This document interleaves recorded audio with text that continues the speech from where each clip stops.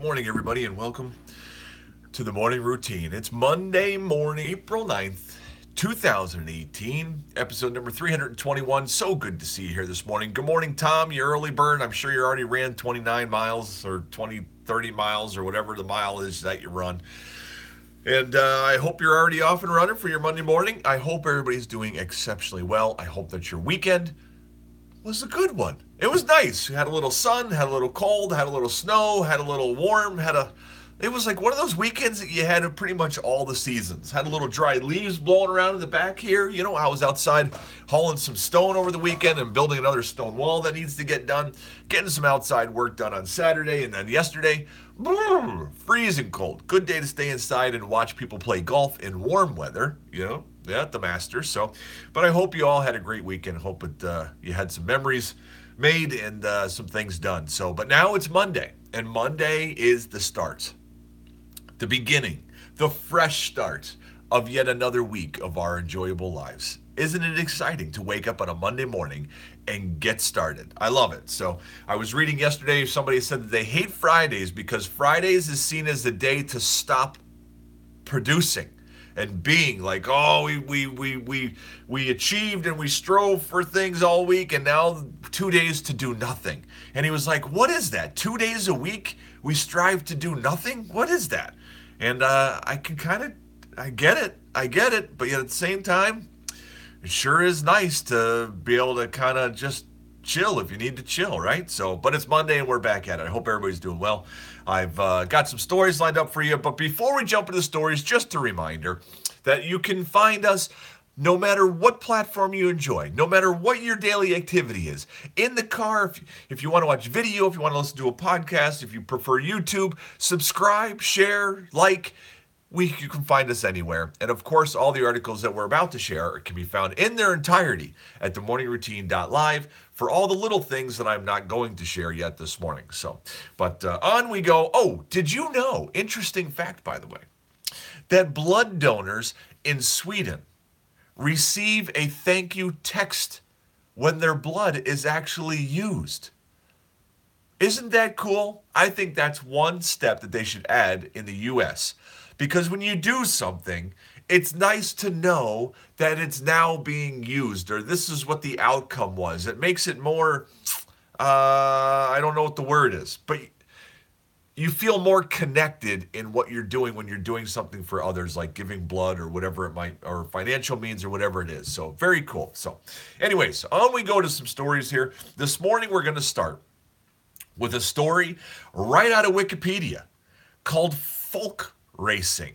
Yes, folk racing. Folk racing or folk race is a popular, inexpensive, entry-level form of Nordic rallycross that originally comes from Finland. Yes, the races are run on special gravel or tarmac tracks about 1.5 miles long. The tracks are designed to limit the top speed to 50 miles per hour. Participants can be as young as 15 years of age in this race, since it's limited to the 50 miles per hour. The race is divided into different heats with usually 6 cars. To maintain its inexpensive nature, there is a rule on car costs. Listen to this.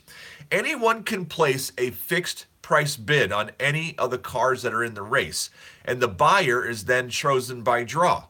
The fixed price is $1,400. So you're only allowed to spend $1,400 on the car. This type of system eliminates the motivation for sinking extensive amounts of work and money into the folk race car, because at the end of the day, it's only going to be worth a maximum of $1,400.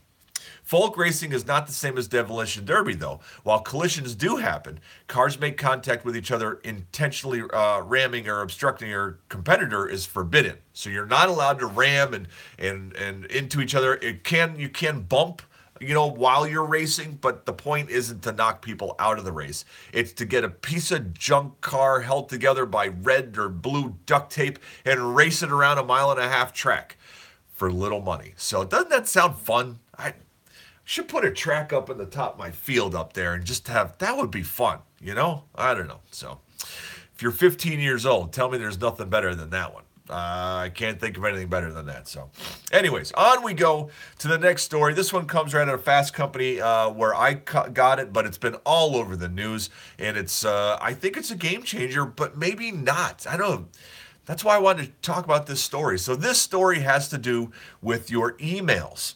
The title of this article out of Fast Company is "Should it be illegal for your boss to make you email after work?" Now, this has been all over the news. They've been talking about new email policies on if your boss is emailing you at night or on weekends or you're supposed to be off and requiring you to answer them, then is that really time off? Should that be illegal? Should there be protections against that? Things like that. So this article was written based on that being all over the news.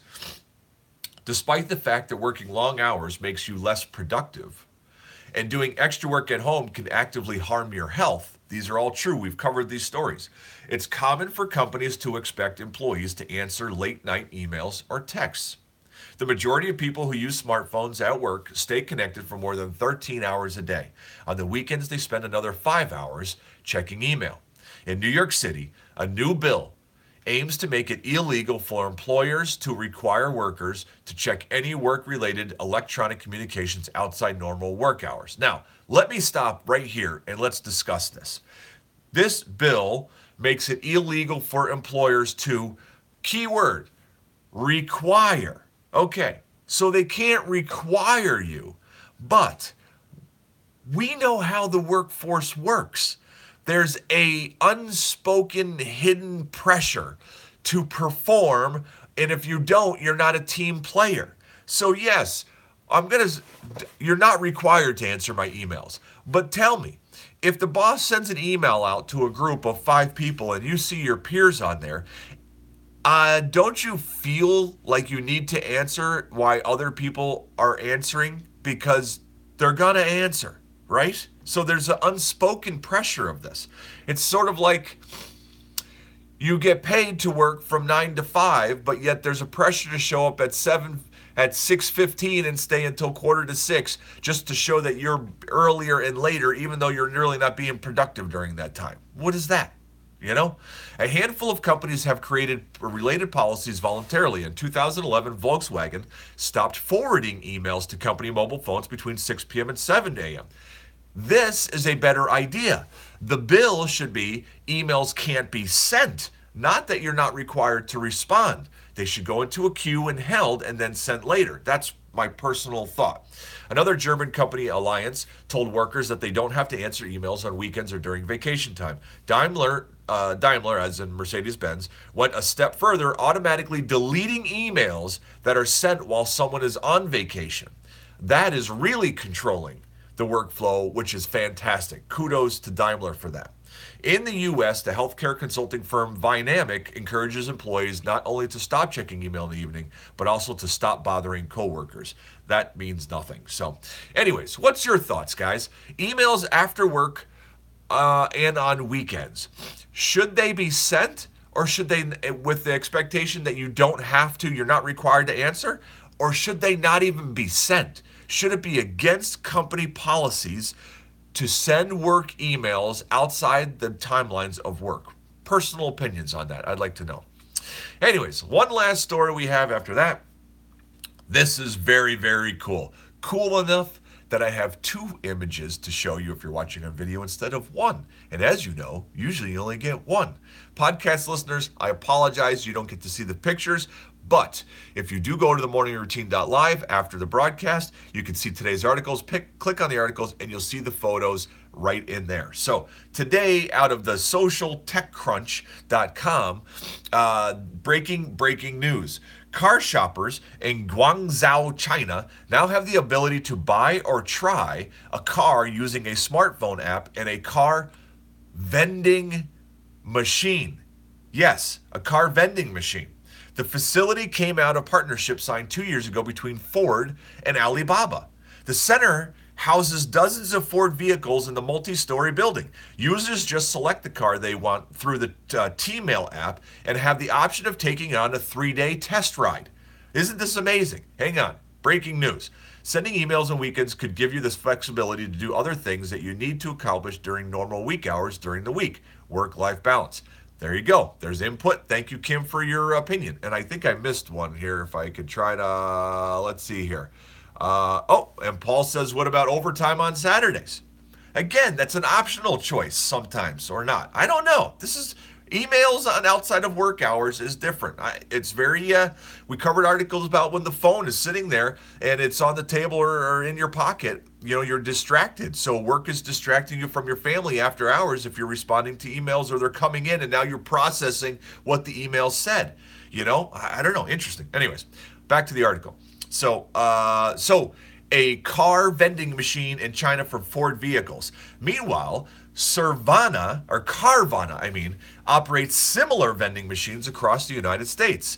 The Tempe, Arizona-based startup even lets users insert a novelty coin to make their car delivered from the machine. So how cool is this that you show up at a vending machine, you swipe your card. In China, they do it if you have a high enough standing in your social grading, because they're grading the people there, not on just their finances, but whether they tell lies or all that stuff.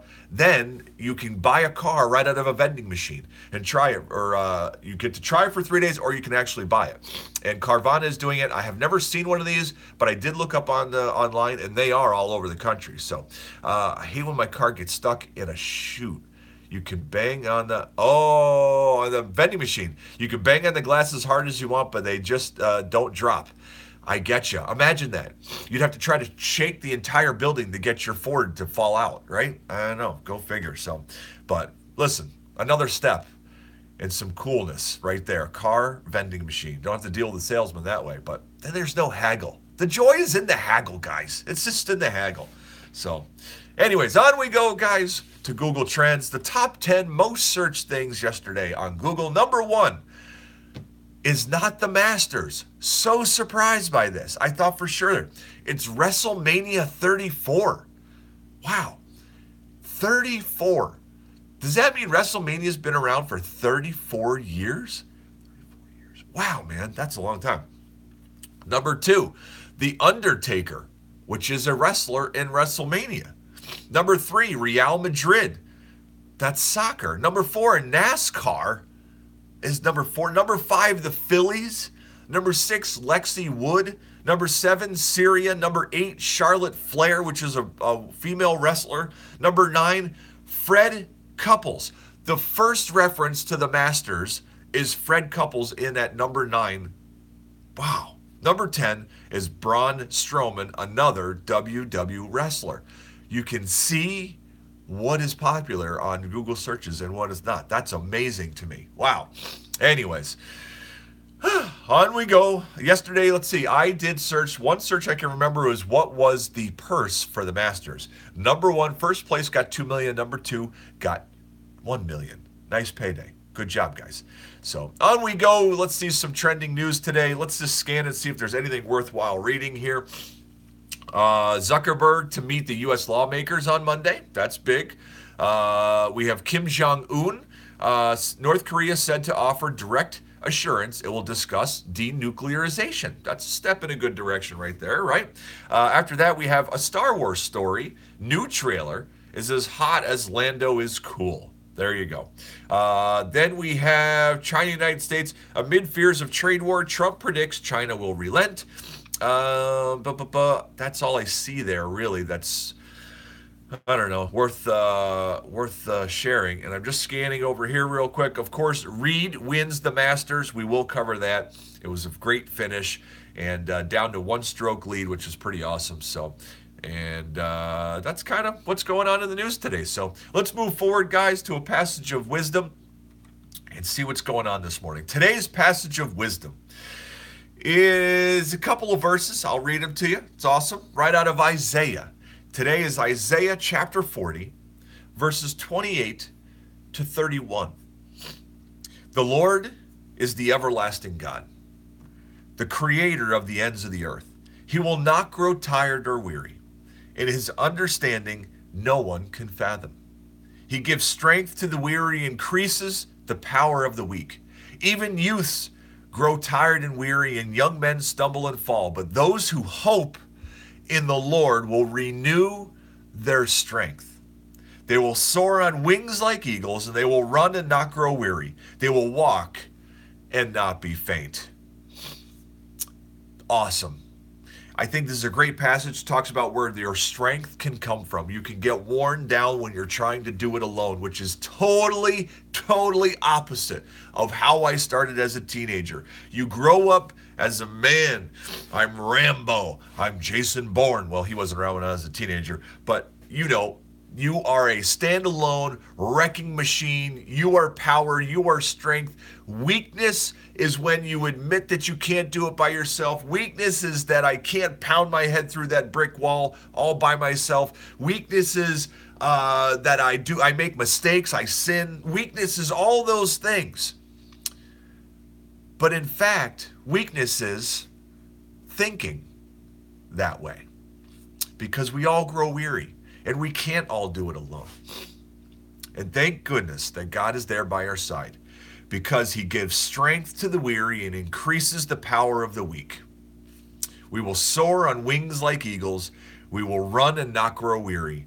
We will walk and not be faint as long as we are walking with God on our side. What are you doing today? Are you walking with God in mind? Are you asking him for direction? Are you relying on his strength to carry you through? Or are you continually trying to plow your own way, do it your own way, and it just wearing you down because for some reason you just don't want to give in? Listen, the word submission sounds like weakness. At least it always did to me. But submission to God, the one who actually created you and created you for good works in mind. Weakness and submission to that is not weakness. It is actually strength, because you're grabbing on for the wildest ride you can ever imagine. I encourage you guys today, if you're doing something on your own and you keep trying to go and you're getting tired, maybe that's a sign. Maybe it's a sign of trying something different. I don't know. Only God can answer that, so you're going to have to ask for guidance on that. I can't answer that question for you. But anyways, awesome. Let's pray, guys. Let's get this day started. Father, good morning. Father, thank you for this Monday morning that we all get to wake up and be here and part of the morning routine community.